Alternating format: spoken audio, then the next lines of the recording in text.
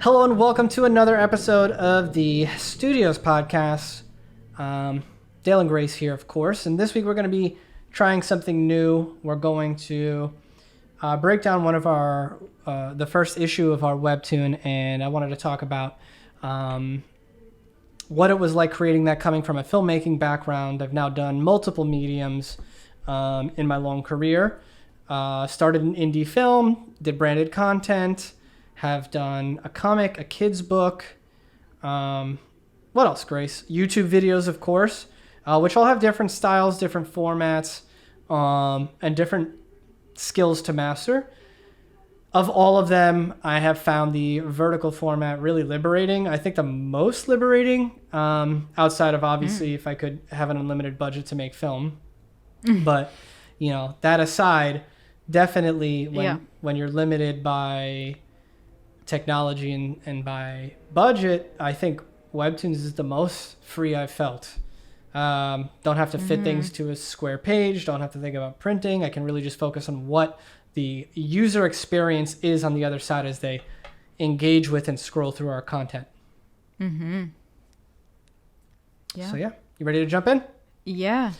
So the first thing I wanted to do was give you guys a sense of obviously the story, walk through a little bit of the outline, which is where we started. And of course, I'm going to try to do this without spoiling it. So really, we're just going to cover what happens in the first episode. And the way that I like to work and that we work at Studios is broad to specific. Okay, and the reason why we do this is because it helps you keep your priorities focused. Storytelling and stories, as you guys know, one of the best parts about it is infinite possibilities, which is very intimidating. So very quickly, we try to narrow the decision tree. And the way that we do that is by focusing on the highest, quote unquote, the highest priority first, and then don't really move on until that sounds amazing. And for us, that starts with just like the broad story. Right, so I knew this one is somewhat of a personal story. So when we were working on this, I did know what the initial idea was because it came from some real life events. So we always knew it was going to be a rom-com, that it was going to be about this kind of over-the-top guy who tries to save his relationship and ends up having to travel deep into New Jersey, into the suburbs, a bit of a fish out of a water type of thing. And gets involved with all the drama of the town, and there's a big twist there that I will not reveal yet. But we knew that that's where we were going to start. And I had already what I like to do when I first get into stories, and I'm curious about how you tell stories, Grace, even like to your friends and stuff. But for me, it always starts verbally. Like before I write anything down, I'm like, let me go and just tell the stranger this idea, but in a not annoying film way, right? Because everybody has an idea. So I would do it a lot at like a bar, or we'd be in a cool environment, and I just start talking as if it was like a real thing, and just get a sense of what their reaction to it was. Now that makes sense here because it's slice of life. I don't have to set it up. There's no big world building or anything, but I'm just curious if how you do it, or if you said everyone has a story. I really don't have a story. I've never been like, this is what I want to tell. I'm gonna start there. And that's something I struggled with in school because everyone's always like, you gotta have a story. And I disagree with that personally. But you could love telling, because you could love telling stories. Like, that's what I mean, right? Like, you disagree with what? No, you don't need to have a story. You don't. Oh, exactly. I love telling stories. This one happens to be real, but it's not. That's a secondary thing almost. Yeah. I mean, I enjoy, my thing is supporting other people's projects in general. I don't identify necessarily as a storyteller. I don't. But you enjoy making things. But I enjoy making things. Obviously, you're on camera in our videos, right? Yeah. Exactly. So that's what I love. And so... And you edit this Webtoon. The Webtoon, yeah. And I enjoy that. But I'm definitely not a person that has stories and is always sharing my stories because I don't have any. So it was interesting to see your process of getting feedback in a very casual way, because that is the most authentic way to test it. Sometimes if you show a script, showing a script already implies, I made this thing, work was put in, and then there's a layer of people filtering their responses in a certain way, whether it's positive or negative. And then if you show it to someone like a friend, someone close, there's even more dynamic there that buffers the truth, I would say, unless it depends on your relationship with your friends. But yeah, so seeing you, we'd go out to these networking events, we'd go out to the bars, restaurants, and just telling people. Yeah, we'll give them the getting quick their 3 feedback. lines. Yeah. And it's funny because we'll get to a point about this later, but some of their reactions and stuff have had an impact on how the story is turning out. Yeah. But yes, it very much started with this is a story kind of 10, 15 years old now. Even just a rough idea. And the only reason that we decided to do this as our first webtoon was because, there's a million ideas. There's a million ideas, but we sat down as a group and tried to say, well, this is our first entry onto this platform, onto this medium. What seems to work on the platform, as far as being a good entry point for us to just get our name out there? Because we care about telling stories, not necessarily a specific one. I do have my babies, but I'm not good enough to do them yet, So this one was the one that seemed to be the that we thought was great. We got to start there. We would not make anything we didn't think was awesome and that people were going to love and have great feelings and have a great experience and learn something really valuable. So we came together as a team and went through a bunch of ideas and then strategically decided which one do we think is good, that would maybe fit this audience, and that was broad enough to get generic people to even check it out. So for example, we decided not to do sci-fi because if we did, we knew that even just me asking my parents to take a read, that it's there's a barrier of entry there that we just didn't want to start with, to be frank, right? We wanted something that was accessible. And so there's one rom-com idea that I had that people really enjoyed, and that's why we started here. So we were the idea we think is strong. And by the way, we're guessing, right? Yeah. We hope you guys connect with it. But that's what you're going to be doing on your journey too. Even this level of thoughtfulness, just a little bit to say who's on the platform, what do they like, and what do I like, and is there a happy medium? I think is a great first step. Okay, then we go in and we say, all right, now that we know that we really like this broad story and the most broadest 3 beats, I was here's how it starts, here's the big twist in the middle, here's where it ends. And remember that we're talking about maybe a 4 or 5 year journey to get to that ending, because we're putting it out. At least what we can afford to do is just bi-weekly right now on Webtoons, out of pocket, right? Just like a lot of you guys are going to be doing. And so we thought this was a good way, something that we wouldn't be sick of in 5 years and that we believed would find its audience. And if it doesn't find its audience, then, damn it, we got to try again with something else. So, but we believe. And so then we go ahead and we do an outline. And so I'll just kind of rough out what we consider as a decent outline. It's always going to be broad to specific, as in what are the 3 main beats, and then how do we kind of break it down from there. I'll start as she pulls it up. As she pulls it up, I'll start with just the broad story for this first episode. We knew that all this had to do was establish the character, the world that you're in, and the inciting incident, which is that he gets dumped. And so the episode starts with hopefully a hook of something that happens later on. Then you learn a bit about him. We had to come up with creative ways to do that. And then we knew no matter what was going to happen, he has to get dumped by the end, because why else would you keep reading if he's just chilling, right? So basically what we're going to do here is we're going to read the outline for you guys just exactly the way that we had it. It's going to be very sloppy because remember, it's internal. It was never really proofread or anything. We just needed to get everything down. And once it was clear, we were ready to move on. So Grace is just going to read it. We're going to have it up on screen for those of you watching on YouTube, but she'll read it, and then we'll kind of just talk about how we got to certain points. All right, so episode scene 1 Train station evening. Mystery. Luke, 19, is confused and regretting his choices. He isn't sure whether he should get back on the train. His voiceover is about how he might have made a big mistake and that he might lose the girl forever. Oh my gosh. Luke standing all alone with the cheesecake in his hands. In the parking lot in front of him, a mysterious minivan sits. The door opens and sci-fi smoke comes out of the car. A voice calls his name from inside the car. He looks down at the cake and says, "I'm so cringe."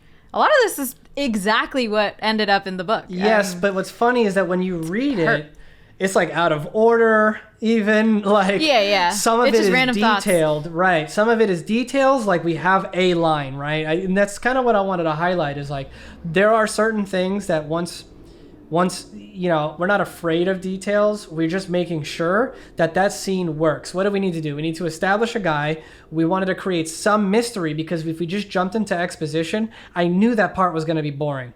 So I needed some sense of mystery. But in this story, it's not like there's it's a slice of life thing, right? There's nobody gets killed in the beginning, like Marionetta or whatever, you know. So, but we thought if we can't do something truly exciting, let's just do something really weird.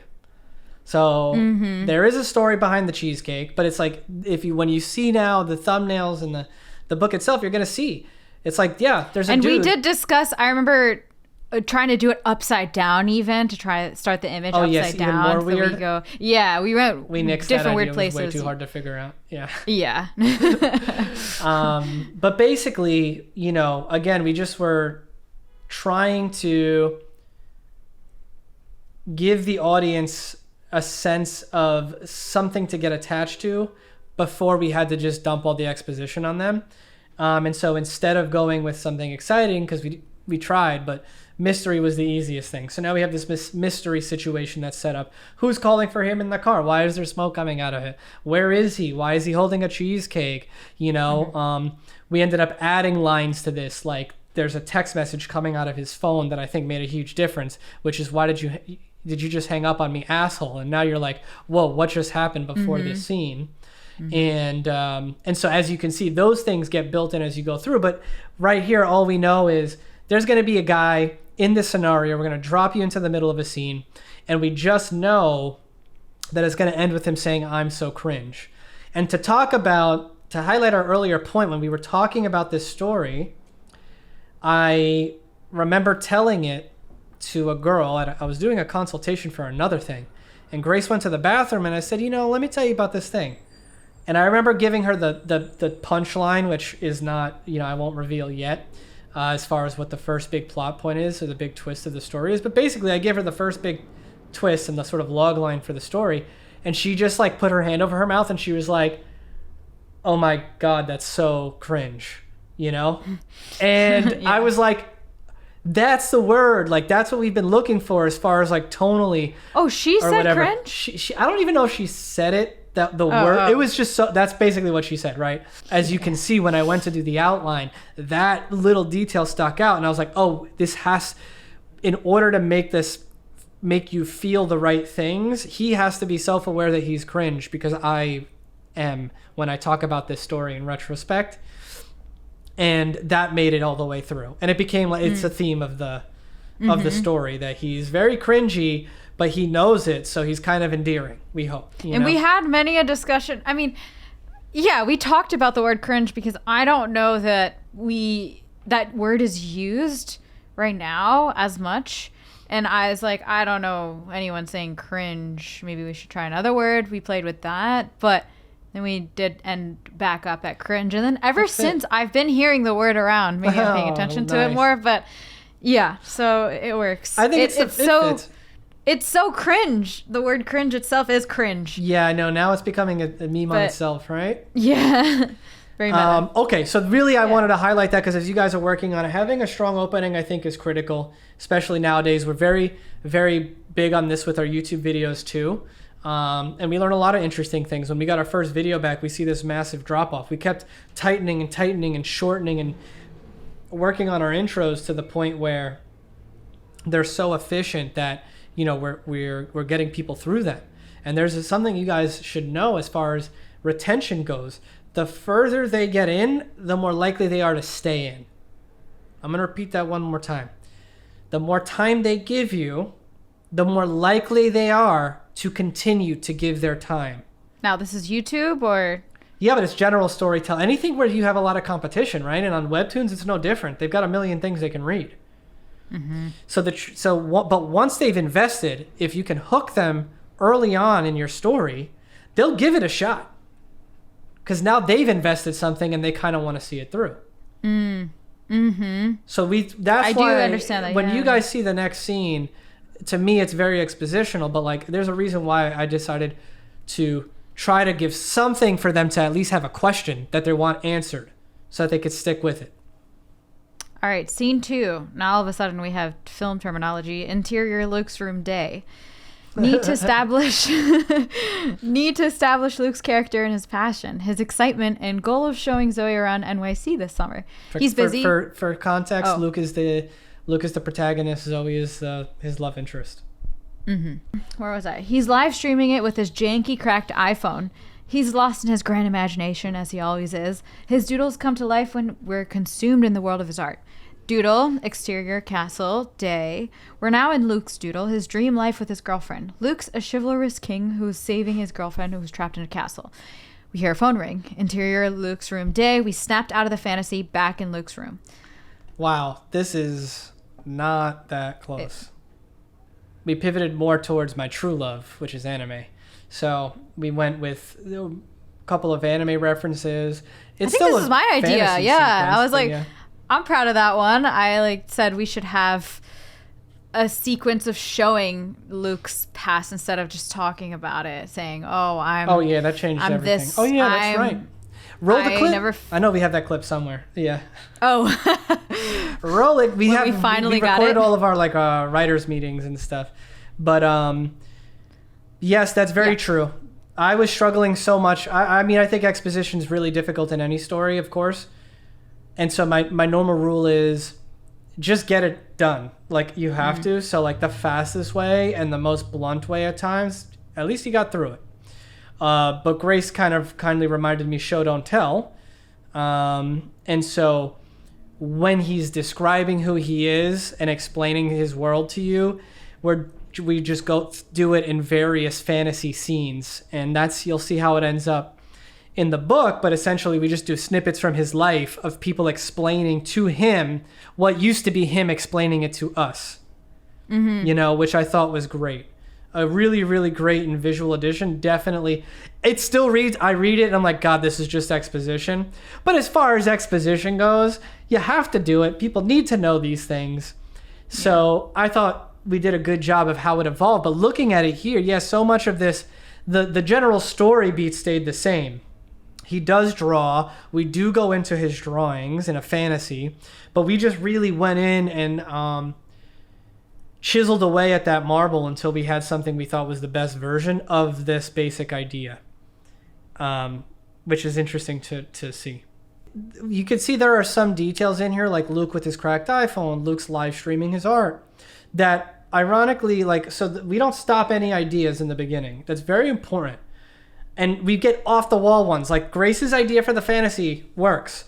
But this whole thing about him streaming or whatever, I know once we got down to it, it was actually just unnecessary, too annoying to draw and explain. And we just cut the whole thing. And it's so much, you never even think about it. He's just drawing at home alone and he's in the zone, and then his girlfriend calls. Luke excitedly picks up the phone. We hear her on the other side of the line through Luke's phone, but we don't see her. Zoe dumps Luke. Wow, that's blunt. Luke is caught off guard and in disbelief. How could this happen? Everything was going so well. Who changed her mind? Zoe continues talking. Her voice begins to drown out as we drift into Doodle inside Luke's imagination. So we should pause here because this is one of the biggest lessons we learned. Our outlines were too long. Our scripts were too long. Oh, yeah. And,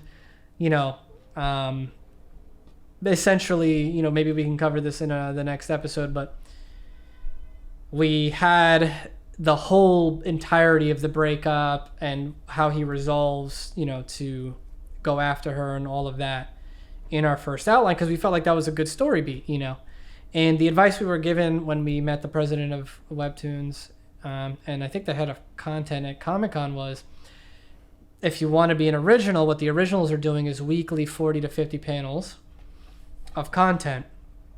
Now, we know that we can't keep up with that because obviously we don't have the funding. When you're an originals, you're getting paid, so you can have a colorist, you can have an inker or whatever.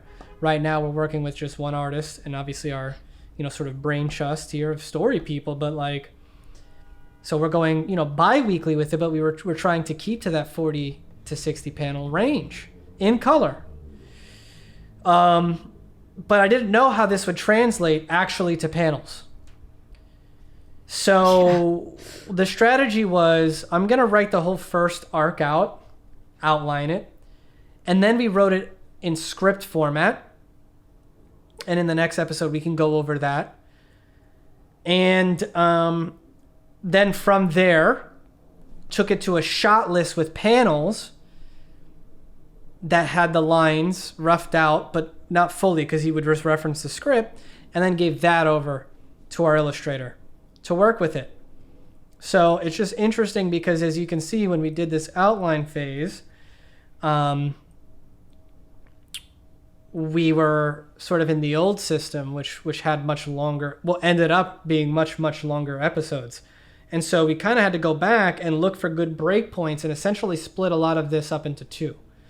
And so we ended up going from what was like 8 or 9 scripts to about 15 or 16 webtoons altogether for the first, for like our first arc, basically.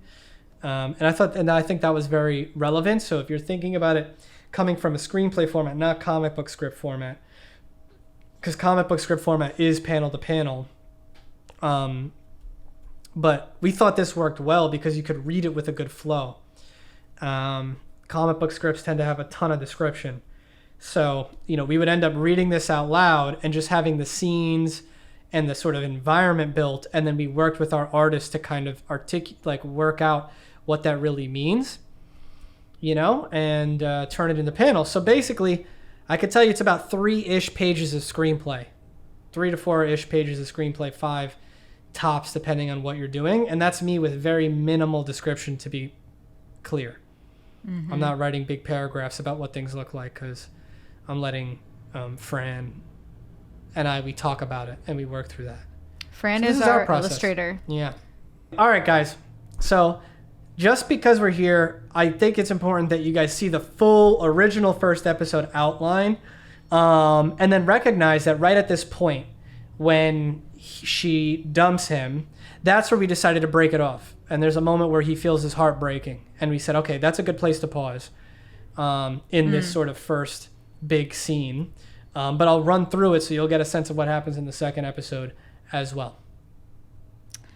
All right, so now we're going to doodle inside Luke's imagination. Fast-paced, Luke's running through all the possibilities of what could have happened. Zoe's family appears one by one. Mom, little brother, little sister, and her edgy friend from school. Luke looks at each of them and tries to figure out which one of them changed Zoe's mind and convince her to dump him. Zoe's family begins pointing out insecurities such as, he's not smart, you deserve better, he's a bum, he's not worth your time. Luke gets frustrated and riled up, and Luke realizes that this is a mystery he needs to solve. Back to interior Luke room day. Luke's back in his room. Zoe's voice drifts back in as she finishes a sentence we don't fully hear. Luke tells Zoe he's going to New Jersey to see her and change her mind. Before she gets to stop him, Luke's phone dies. Luke, looking at his dead phone, takes a moment to contemplate what he should do. He decides he's going to go to New Jersey to save his relationship with Zoe. And that's where originally our first episode ended. Yeah. Now, a couple things about this. If you're just looking at the language of it, again, we're just keeping it very simple, very blunt. We don't like to put too many emotions in because we just want to figure out if the beat works. Does this work? Does it make sense that he's hearing insecurities about himself and that he's, and one of the things that we added was more context. Hopefully there's a line that we added specifically to make it, I hope, a little bit clearer, where he's like, I just spoke to you yesterday. As in, this, you dumping me is so out of the blue. Because I really wanted to make sure that we justified why this guy might do this, even though she tells him don't come, because in real life, that wasn't necessarily the case. I'm sure if this girl said, definitely do not come, I probably wouldn't have come. Although, who knows?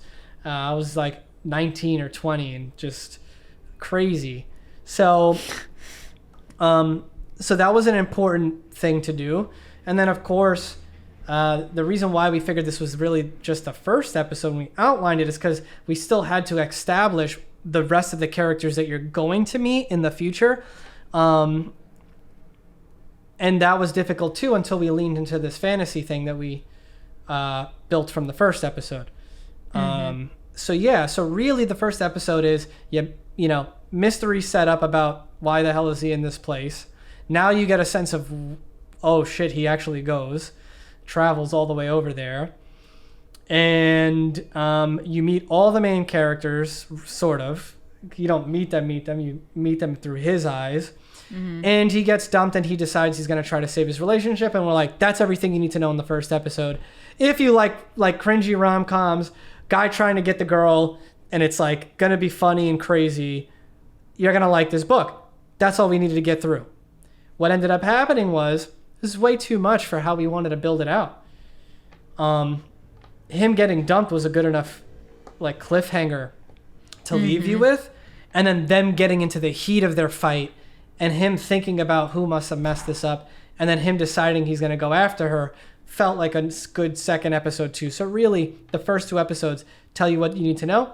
And then, ironically, the third one's when I think most people will start to really, hopefully fall for it. But yeah, so that can give you a sense of like how we went from what was an outline, which was pure story focus, just good beats and a good opening that we thought, and then how we ended up taking that, realizing it was too much for one webtoon, split it into 2, found a good point to break it off at, and then took it into scripting and thumbnails.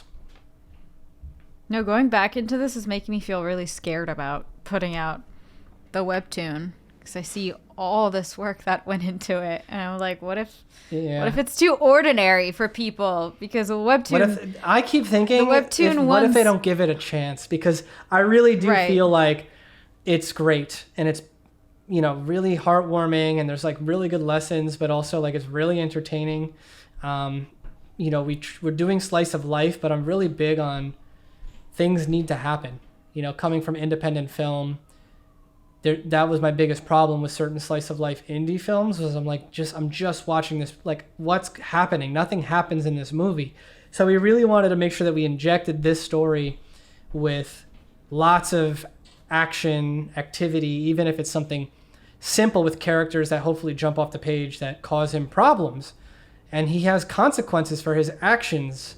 And, you know, hopefully it's much more, you know, not boring, obviously. That's our main thing. We're hoping it's not boring. You know, we laugh here, right? And we try our best to test it, but we'll see how it goes. But yeah, there's definitely no shortage of effort. We're putting our heart and soul into this. Hopefully it connects with people. But for those of you just looking to get into it, you know, this could be, hopefully it was helpful as far as how to take a rough idea and concept, workshop it, and turn it into somewhat of an outline with some realistic expectations of what it looks like on webtoons.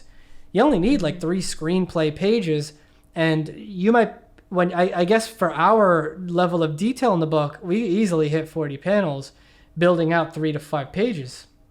But again, we're kind of doing this more, I mean, I guess you guys will let us know. I think it's kind of more detailed than a lot of the Canvas stuff that I currently see. But yeah, we can get into that next time. I think we can go through thumbnails, inks, colors, and just kind of show you guys some examples of how we were able to take it from, you know, concept to content. So, yeah. Anything else you want to add? Nope. Nice. That was fun. Yeah. Guys, thank you so much if you made it here. I really do appreciate it. Let us know if you're interested in this kind of content and hearing more about the decision-making behind some of the story stuff that goes on here with this webtoon. Keep in mind, it's universal story, theory, concepts, education that is universal everywhere. We have the same framework on our decks for clients, on our video editing for major projects. We just finished a video for The Last of Us on HBO. As an example, I'll have that link down so you guys can see some of what we do normally. And we approach it the same way. So hopefully you guys dig it, and we'll catch you on the next one. Peace out, guys. Thank you so much for your time.